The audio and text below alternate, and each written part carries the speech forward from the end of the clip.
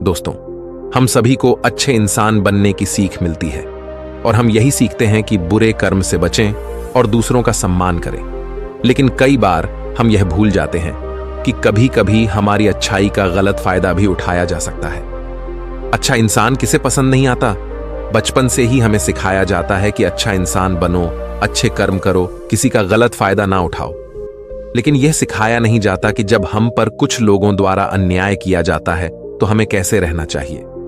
जब हमारा गलत फायदा उठाया जा रहा हो, क्या तब भी अच्छे बने रहना और हमारा आत्मसम्मान खोना सही है?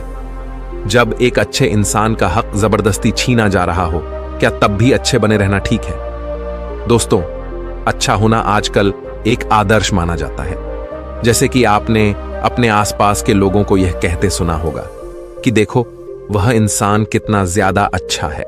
लेकिन हम इस बीच यह भूल जाते हैं कि अच्छे होने की भी एक सीमा होना जरूरी है। हमें यह याद रखना चाहिए कि हद से ज्यादा अच्छा होना भी अच्छा नहीं होता। और अगर हम यह भूल जाएंगे तो यह दुनिया हमें यह बार बार याद दिलाएगी और साबित करेगी कि हद से ज्यादा अच्छा होना भी अच्छा नहीं होता। अक्सर आपने यह देखा होगा कि जो जितना अच्छा होता है उसे उतना ही दुख मिलता है। पर ऐसा क्यों? व्यक्ति हमेशा दूसरों की भावनाओं और जरूरतों को अपने आप से अधिक महत्वपूर्ण मानता है और इसी कारण वह खुद को एक कठिन स्थिति में पाता है। अक्सर उसे ऐसा महसूस होता है कि आखिर क्यों उसके किए हुए अच्छे कामों को लोग नजरअंदाज करते हैं और उल्टा उसी का गलत फायदा उठाया जाता है। कभी ज्यादा काम करवाने से लेकर तो कभी उसे बिना कोई महत्व देकर नजरअंदाज करने तक। किसी के लिए हम अच्छा करते हैं तो वहीं से हमें दुख प्राप्त क्यों होता है? आमतौर पर जब कोई आदमी कभी क्रोध कर दे या दुखी होकर किसी को भला बुरा कह दें तो हम उसे बुरा समझने लगते हैं। ऐसा आपके साथ भी हुआ होगा कि आपने कभी ना कभी तंग होकर किसी को कुछ भला बुरा कह दिया होगा और सिर्फ उसी कारण आप लोगों के नजरों में बुरे माने जाने लगे। और जैसे कि कर्म और फल का नियम कहता है, बुरे कर्मों का परिणाम बुरा मिलेगा। आज तक आप यही समझते आए हैं कि सिर्फ बुरे कर्मों का फल बुरा होगा। लेकिन आज की इस कहानी के बाद आप यह समझ जाओगे कि अच्छा इंसान के साथ भी बुरा हो सकता है। जब वह हद से ज्यादा अच्छा बन जाए, उस इंसान को दुख ही मिलेगा, उसका परिणाम भी बुरा ही हो सकता है। तो चलिए आज की इस बोध कहानी के द्वारा हम यह समझेंगे कि ऐसी स्थिति में हमें क्या करना चाहिए और यह भी जान लेंगे कि ज्यादा अच्छा होना अच्छा है या बुरा। तो चलिए शुरू करते हैं। बहुत समय पहले की बात है। एक नगर में एक धनी सेठ रहता था जो बहुत दयालु था। इतना बड़ा व्यापार और बहुत सारा धन होने के बावजूद वह एक भोला और दान करने वाला इंसान था। वह हर किसी की मदद करता था। उसके मन में लोगों के प्रति प्यार और दया की भावना ये थी, वह किसी का भी दुख नहीं देख पाता था। उसके इतने दयालु और भोलेपन की वजह से उसके आसपास के लोग उसकी इसी बात को उसकी कमजोरी समझकर उसका फायदा उठाते थे।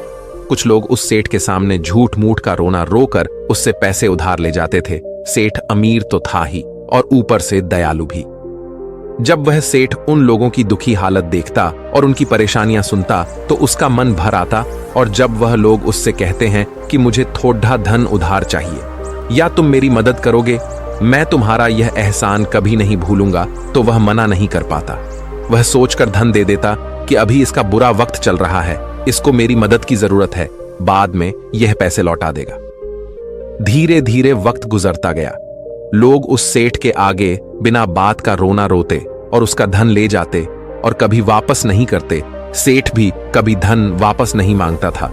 उसको लगता था कि जब इसका बुरा वक्त गुजर जाएगा तो धन वापस कर देगा। लेकिन कहते हैं ना कि हर सुबह के बाद रात होती है, हर सुख के बाद दुख आता है और दुख के बाद सुख आता है। ठीक उसी तरह उस सेठ के साथ भी हुआ। कुछ सालों बाद उसे पास धन कम होने की वजह से उसके व्यापार में माल भरने के पैसे कम होने लगे और इसके वजह से उसके दुकान पर अब ग्राहक भी कम होने लगे, क्योंकि जो सामान उन ग्राहकों को चाहिए था वह सामान उस व्यापारी के पास खत्म होने लगा था और उस सामान को लाने के लिए अब उसके पास इतना धन भी नहीं था। धीरे धीरे सेठ का धन समाप्त हो गया। एक समय था जब वह सेठ अपने नगर के अमीर लोगों में आता था, पर आज उसके पास पैसे नहीं थे। ऊपर से ढेर सारा कर्ज उसे बाजार से लेना पड़ा। उसे समझ नहीं आ रहा था कि वह क्या करे। उसने महात्मा बुद्ध के बड़े चर्चे सुन रखे थे।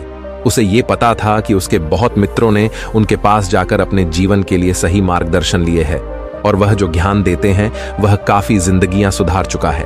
उसने निश्चय किया कि अब तथागत गौतम बुद्ध ही उनकी समस्या का हल बताएंगे। यही सोचकर वह अगले दिन गौतम बुद्ध से मिलने निकल पड़ता है। वहां जाकर बुद्ध को प्रणाम करते हैं। फिर सेठ गौतम बुद्ध से कहता है, मुझे मेरी समस्या का निवारण चाहिए।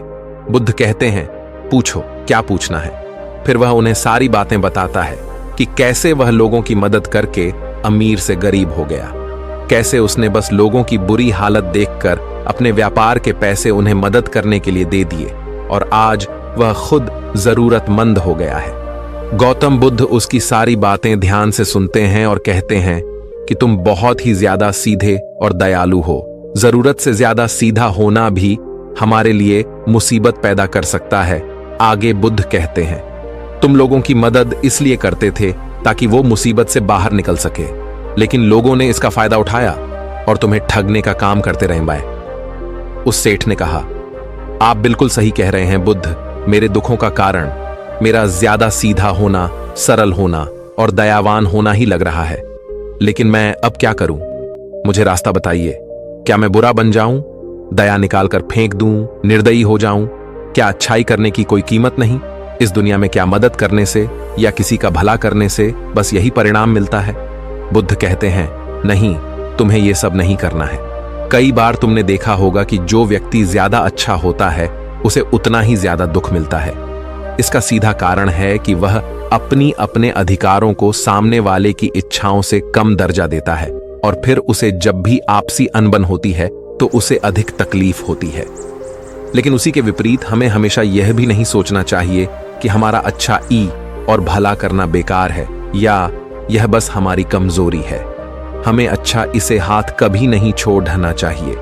हमें बस यह सीखना है कि कभी कभी हमें भी अपनी बात रखने का अधिकार है और हमें अपने अधिकारों की रक्षा करनी चाहिए। इसलिए हमें अच्छे इंसान बने रहने के साथ साथ अपने अधिकारों की रक्षा करना भी सीखना होगा। अगर हमें गलत तरीके से नुकसान हो रहा है, कोई हमारा गलत फायदा उठा रहा है, तो हमें उसका सामना करने के लिए सही तरीके से खड़े होना जरूरी है। यही एक सच्चे और अच्छे इंसान की पहचान और शख्सियत होती है। वह आदमी कहता है, बुद्ध, मुझे थोड़ा थोड़ा समझ आ रहा है, लेकिन अभी भी मैं पूरी तरह नहीं समझा। इस पर बुद्ध कहते हैं, चलो मैं तुम्हें एक कहानी सुनाता हूं, उसके बाद तुम्हें समझ आ जाएगा कि तुम्हें क्या करना है और क्या नहीं करना है। बहुत समय पहले की बात है। एक जंगल में एक भेड़ रहती थी। उस भेड़ ने एक को जन्म दिया। वह मेमना बहुत ही सुंदर था। उसके शरीर पर बहुत ही चमकदार घने बाल थे। वह बहुत ही सुंदर लगता था। भेड़ भी अपने से बहुत प्रेम करती थी और उसका बहुत अच्छे से देखभाल भी करती थी। भेड़ अपने बेटे को अच्छी अच्छी बातें सिखाती, उसे अच्छे संस्कार देती। उस भेड़ की इच्छा थी कि उसका बेटा बड़ा होकर खूब नाम रोशन करे। लेकिन भेड़ के ज्यादा लाड़ प्यार के कारण मेमना बिगड़ता जा रहा था। उसकी मां उसे अच्छी शिक्षा देती थी, उसे अच्छे से रखती थी, दिन रात उसका पूरा ख्याल रखती थी। लेकिन मेमना दिन प्रतिदिन शैतान और जिद्दी होता चला गया। वह अपनी मां की किसी भी बात को ध्यान से नहीं सुनता और ना ही किसी बात पर ध्यान देता। उसे हर पल ऐसा ही लगता कि मेरी मां मेरा इतना ख्याल रखती हैं और इसी कारण वह खुद की जिम्मेदारी नहीं लेता था, ये सोचकर कि उसकी मां उसे किसी भी संकट से निकाल लेगी। वह धीरे धीरे गैर जिम्मेदार होता जा रहा था और अब उस भेड़ का लाड़ और प्यार उसी के मेमने के अच्छे और जिम्मेदार बनने में रुकावट बन गई थी। फिर एक दिन वह मेमना घूमता घूमता पास के जंगल में जा पहुंचा। वह मेमना पहली बार जंगल में गया था। उससे पहले बार जंगल में जाने का मौका मिला था। वह जंगल की सुंदरता को देखकर चकित रह गया। उसने कभी इतनी सुंदर चीज नहीं देखी थी। इतनी सुंदर पौधे, रंग बिरंगे फूलों को देखकर बहुत ही प्रशंसा हुई। उसे ये सब देखकर बहुत अच्छा लगा। फिर उसने झांकियों के कुछ पत्तियां खाई। जैसे ही उसने पेट भरने के लिए पेड़ों की पत्तियां खाई, उसको वह पत्तियां बहुत ही स्वादिष्ट लगी। अब तो वह मेमना रोज जंगल में जाने लगा और वहां जाकर पेड़ पौधों को नुकसान पहुंचा रहा था। उसने उनकी पत्तियां तोड़ी, उनके फूलों को नोचा, फूलों को खाया और कुछ को तोड़कर जमीन पर डाल दिया। उसमें मेमने को इस बात की बिल्कुल भी परवाह नहीं थी कि वह क्या कर रहा है। उसको इस बात का पता ही नहीं था कि जंगल में कोई खतरा भी है। वो तो मस्तमौला होकर जंगल में उछल कूद कर रहा था और पौधों को खूब से नुकसान पहुंचा रहा था। लेकिन जब उस मेमने की मां को यानी उस भेड़ को इस बारे में पता चला कि मेमना हर रोज जंगल जाता है तो वह घबरा गई और मेमने को अपने पास बुलाकर समझाने लगी कि तुम जंगल में मत जाओ, वहां पर बहुत सारे को जानवर है, तुम्हारे ऊपर हमला कर देंगे, तुम्हें खा जाएंगे। लेकिन मां की बात का उस पर कोई असर नहीं हुआ, बल्कि वह मेमना अपने माता से कहने लगा कि मां, जो भी मेरे सामने आएगा वह मुझसे जमकर मार खाएगा, फिर वह बहुत पछताएगा। इसके बाद मेमना फिर से जंगल की तरफ भाग गया। उसे अपनी माता की कही बातें झूठी लगने लगी। हर रोज की तरह उस दिन भी वह उछल कूद करने लगा और पेड़ पौधों की पत्तियां तोड़ने लगा। कभी फूलों को तोड़ता, कभी पेड़ों को खूब नुकसान पहुंचाता। लेकिन उस दिन उस जंगल में एक शेर पहुंचा। वह शेर बहुत ही ताकतवर था, लेकिन ताकतवर होने के साथ वह दयालु भी था। उस शेर का मानना था कि कमजोर प्राणियों को नुकसान पहुंचाना ठीक नहीं है। शक्तिशाली होने का मतलब यह नहीं है कि मैं किसी कमजोर प्राणी पर शक्ति का प्रयोग करूं। वह शेर उस जंगल में घूमने लगा। घूमते घूमते है वहां पर पहुंचा जहां पर वह ना समझ मेमना शैतानी कर रहा था। शेर ने उस मेमने को देखकर आश्चर्य में पड़ गया। शेर ने सोचा कि इस मेमने को किसी खूंखार जानवर का डर क्यों नहीं है। ये कैसे पेड़ पौधों की पत्तियां बिना काम के ही नोच रहा है। ये इनको खत्म कर रहा है और उन पत्तियों को खा कम बल्कि बिगाड़ ज्यादा रहा है। उसके बाद वह शेर कुछ देर तक चुपचाप खड़ा होकर उसको देखा रहा और शेर सोचता है कि मेमना कुछ ही देर में मुझे देखकर यहां से भाग जाएगा और उसके डर के भाग जाने से मुझे बल का प्रयोग नहीं करना पड़ेगा। लेकिन ऐसा नहीं हुआ। शेर बहुत देर तक खड़ा रहा और वहीं इंतजार करने लगा कि मेमना यहां से कब जाएगा। लेकिन मेमना तो भोजन करने में व्यस्त था। उसे शेर का कोई ख्याल नहीं था। मजे से पेड़ पौधे की पत्तियां नोच रहा था, उन्हें खा रहा था, सब कुछ बेकार कर रहा था। जब शेर ने देखा कि मेमना उसे देखने के बाद भी वहां से नहीं जा रहा, तो खुद वह मेमने के पास जाता है और वहां जाकर बोला, सुनो बच्चे, इस जंगल में फूल पत्तियों को नुकसान पहुंचा रहे हो। उन्हें जितना जरूरी है तुम्हारे भोजन के लिए बस उतने ही तोड़ो। तुम बहुत फूल पत्तियां यूं ही नष्ट कर रहे हो। अगर तुम इन पेड़ पौधों को, इन फूल पत्तियां को नुकसान पहुंचाओगे तो तुम अच्छे बच्चे कैसे बनोगे। अच्छे बच्चे कभी भी इस तरह जंगल में आकर पेड़ पौधों को नुकसान नहीं पहुंचाने लगते हैं। तुम्हारी मां ने तुम्हें अच्छा बच्चा नहीं बनाया।